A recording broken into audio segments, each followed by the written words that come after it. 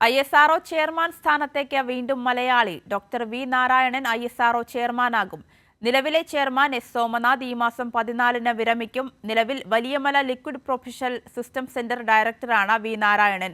Jibin news ഡെസ്കിൽ നിന്ന് വിവരങ്ങളുമായി ചേരുന്നുണ്ട്. ജിബിൻ, ISRO ചെയർമാൻ സ്ഥാനത്തേക്ക് വീണ്ടും ഒരു മലയാളി കൂടി എത്തുന്നു.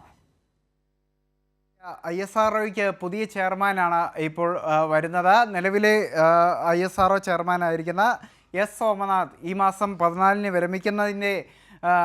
വിരമിക്കുന്നതോടു കൂടിയാണ് ഡോക്ടർ വി നാരായണനെ പുതിയ ISROയുടെ ചെയർമാനായി നിയമിക്കുന്നത്. അദ്ദേഹം നിലവിലിപ്പോൾ LPSCയുടെ ഡയറക്ടറായി ഇപ്പോൾ സേവനമനുഷ്ഠിക്കുകയാണ്.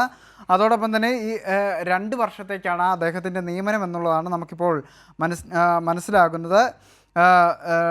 ഇതോടൊപ്പം തന്നെ കേന്ദ്ര ബഹിരാകാശ വകുപ്പ് സെക്രട്ടറി, ബഹിരാകാശ കമ്മീഷൻ ചെയർമാൻ എന്നീ ചുമതലകളും അദ്ദേഹത്തിന് ലഭിക്കും എന്നുള്ള വാർത്തകൾ കൂടി ഇതോടൊപ്പം തന്നെ പുറത്ത് വരുന്നുണ്ട്.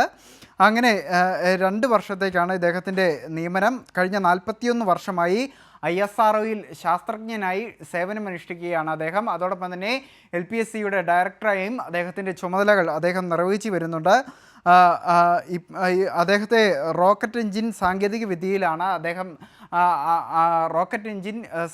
വിദ്യയിലാണ് അദ്ദേഹത്തിൻ്റെ വൈദഗ്ധ്യമുള്ളത്. അദ്ദേഹത്തെ ക്രയോമാൻ എന്ന പേരിലാണ് അദ്ദേഹത്തെ അറിയപ്പെടുന്നത്. അങ്ങനെ വലിയ നിലയിൽ വലിയ തോതിൽ പ്രശസ്തി ആർജിച്ച ഒരു ശാസ്ത്രജ്ഞനാണ് അദ്ദേഹം. ഏതായാലും നിലവിൽ ISROയ്ക്ക് വീണ്ടും ഒരു മലയാളി കൂടി വരുന്നു എന്നുള്ളതാണ് കേരളത്തെ സംബന്ധിച്ചിടത്തോളം അഭിമാനകരമായി.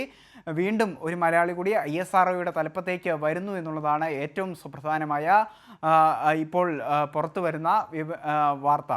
ആര്യ, തീർച്ചയായും ISRO ചെയർമാൻ സ്ഥാനത്തേക്ക് വീണ്ടും ഒരു മലയാളി കൂടി എത്തുന്നു. ഡോക്ടർ വി നാരായണൻ ISRO ചെയർമാനാകും. ജിബിനാണ് ന്യൂസ് ഡെസ്കിൽ നിന്ന് വിവരങ്ങൾ നൽകിയത്.